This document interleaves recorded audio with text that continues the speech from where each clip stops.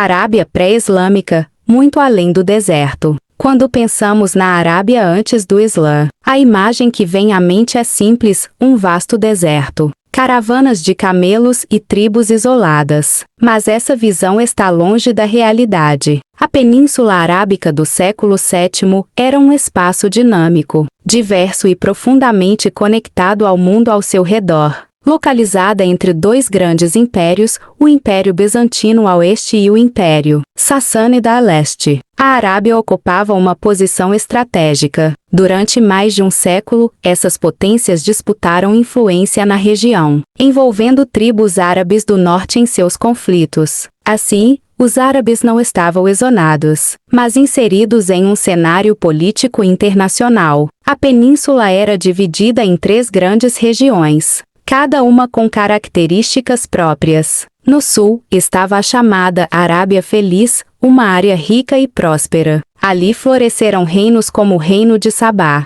que controlava rotas comerciais entre a África e o Oriente. Produtos como incenso, especiarias e cereais circulavam intensamente, tornando a região um importante centro econômico. Além disso, havia forte influência cultural africana e até presença do judaísmo, adotado por alguns governantes. No centro da península, predominava o cenário mais conhecido, o deserto. Mas mesmo ali havia vida intensa. Cidades como Meca e Medina surgiram em torno de oásis e rotas comerciais. O poder era descentralizado, baseado em tribos, e a economia dependia das caravanas. Meca, em especial, destacava-se como centro religioso, abrigando a Caaba, onde estavam reunidos centenas de ídolos cultuados por diferentes povos árabes. Isso atraía peregrinos e fortalecia o comércio local. Já o norte apresentava uma realidade diferente, mais próximo dos grandes impérios. Era uma região fortemente influenciada pela cultura romana e persa. Tribos árabes ali se tornaram aliadas estratégicas, como no caso dos reinos ligados ao antigo reino nabateu,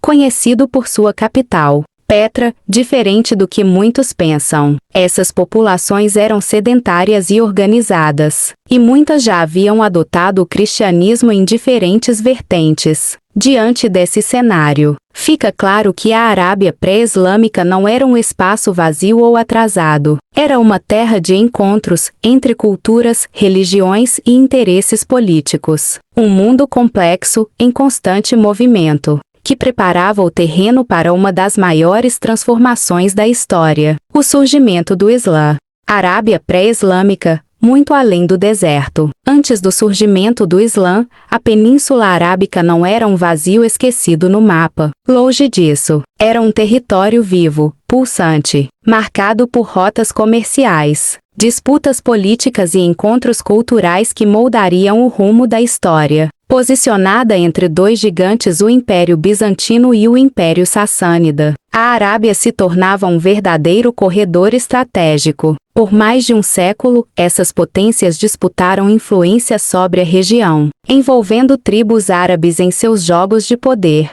Os árabes não estavam isolados, estavam conectados ao coração do mundo antigo. No sul da península, florescia uma terra de riqueza e abundância, a chamada Arábia Feliz. Ali prosperou o poderoso Reino de Sabá, que controlava rotas comerciais vitais entre a África e o Oriente. Incenso, especiarias e cereais cruzavam desertos e mares, gerando riqueza e atraindo influências culturais diversas. Era uma região onde até o judaísmo encontrava espaço entre governantes e populações. Já no centro, o cenário mudava, mas não perdia sua importância. Entre dunas e oásis, surgiam cidades que se tornariam lendárias, como Meca e Medina. Ali, a vida girava em torno das caravanas e das tribos. O poder não estava em reis absolutos, mas nas alianças tribais. Em Meca, erguia-se a sagrada Caaba, um centro religioso que reunia centenas de ídolos.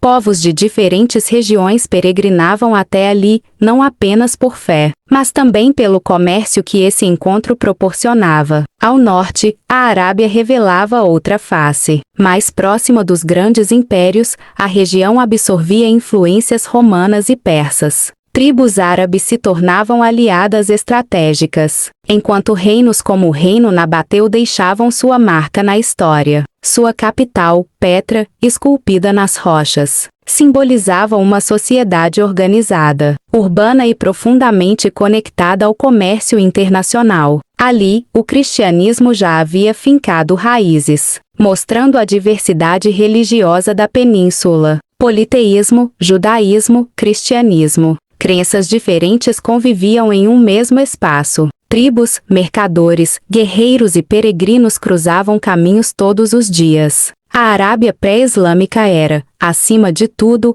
uma terra de encontros. E foi nesse cenário complexo, dinâmico e cheio de tensões que algo extraordinário estava prestes a acontecer. Uma nova fé surgiria, uma nova identidade se formaria, e um povo, até então dividido, encontraria um caminho de unidade. A história da Arábia não começa com o Islã, mas é nela que tudo se transforma, porque antes do Islã, já existia um mundo em movimento. A revelação do Islã, a voz que ecoou no deserto, no coração da Península Arábica, entre dunas silenciosas e caravanas que cruzavam o deserto, erguia-se Meca, menos um centro de comércio, fé e poder. Ali, onde tribos disputavam prestígio e deuses eram adorados em pluralidade, vivia um homem comum, Maomé, órfão, sem riqueza ou influência. Sua vida parecia destinada ao anonimato. Mas o destino, às vezes, escolhe os improváveis. Aos 25 anos, ao casar-se com Hadija, uma comerciante respeitada, Maomé encontrou estabilidade. Ainda assim, algo inquietava sua alma. Havia um vazio no meio daquele mundo cheio de ídolos, comércio e desigualdade. E foi no silêncio da montanha que tudo mudou. No ano de 610, na caverna de Hirá, sob a escuridão da noite, ele buscava respostas. Quando o invisível rompeu o mundo dos homens, o anjo Gabriel surgiu, imponente, trazendo uma ordem que atravessaria os séculos. Lê. Mesmo sem saber ler, Maomé recebeu algo maior que palavras.